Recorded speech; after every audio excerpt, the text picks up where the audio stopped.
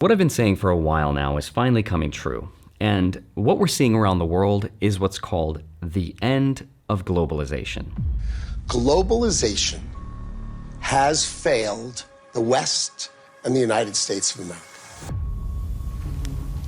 The world has changed much, and I believe the progress that we have made in the partnership sets us up well for the new world order. Okay, so what does that mean? Well, here's a very simple way of looking at it. After World War II, the world came to an agreement about how to structure the new world order.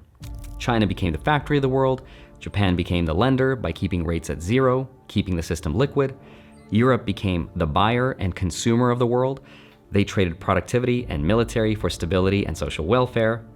And the United States became the country that enforced the whole thing with the petrodollar as the world's reserve currency, backed by the military-industrial complex.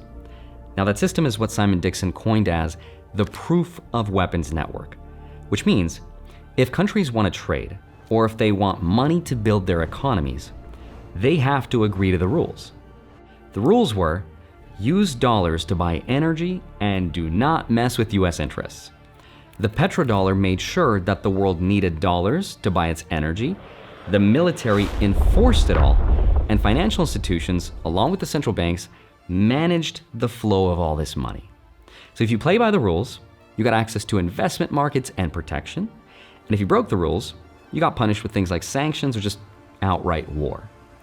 Now, if you're an American, depending on which side of the K-shaped economy you were on, rich or poor, then you indirectly benefited from that system because US companies made a lot of money. And if you were an investor, you also made a lot of money and you got to retire happy. The downside, though, was that to keep this system going, it doesn't just take a war, it takes a forever war, which is bad for the world. Now, if you're poor as an American, it's especially bad because the system gave out all the jobs, supply chains left, factories left, and what it did was it concentrated wealth, it hollowed out the middle class, and it created a very fragile dependency on other nations for their stuff, because America stopped making stuff. The only thing America made was money and technology, and for a long time, that's how the world worked.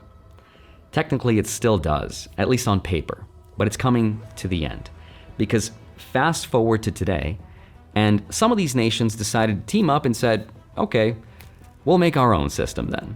And they've become so powerful at this point that the proof of weapons network cannot enforce the rules anymore without going to World War III, which no one wants.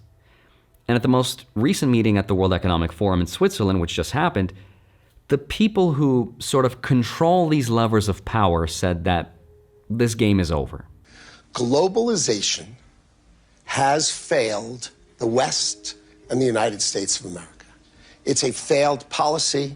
It is what the WEF has stood for, which is export, offshore, far shore, find the cheapest labor in the world, and the world is a better place for it. The fact is, it has left America behind. It has left the American workers behind. So now Japan is being forced to repatriate its capital back, sell their US treasuries, just like all the other nations in this new world. This weakens the dollar because the dollar needs perpetual demand, and that demand is disappearing. Europe learned if you depend on other countries for your energy and you outsource your safety and your military, well, then you've got no power to enforce the rules. So what we're left with is what was talked about at this World Economic Forum. The question was, how do we divide power in this new world order? That's what I want to help explain. I want to show you who the players are, what each of them wants, and what it might look like in the future. So with that said, let's get into it. Hi, my name is Andre Jick. Hope you're doing well. Come for the finance and stay for the new world order. So the old game that's been played since World War II for about 80 years or so is coming to an end. And it kind of perfectly lines up with something called the fourth turning, which is a model that shows that every 20 years, we've got a new cycle which starts with the high, followed by the awakening, then the unraveling, and now the crisis or the reset. That's where the World Economic Forum in Davos, Switzerland comes in. This is where the world's most powerful people get together to talk about what the new game is going to look like.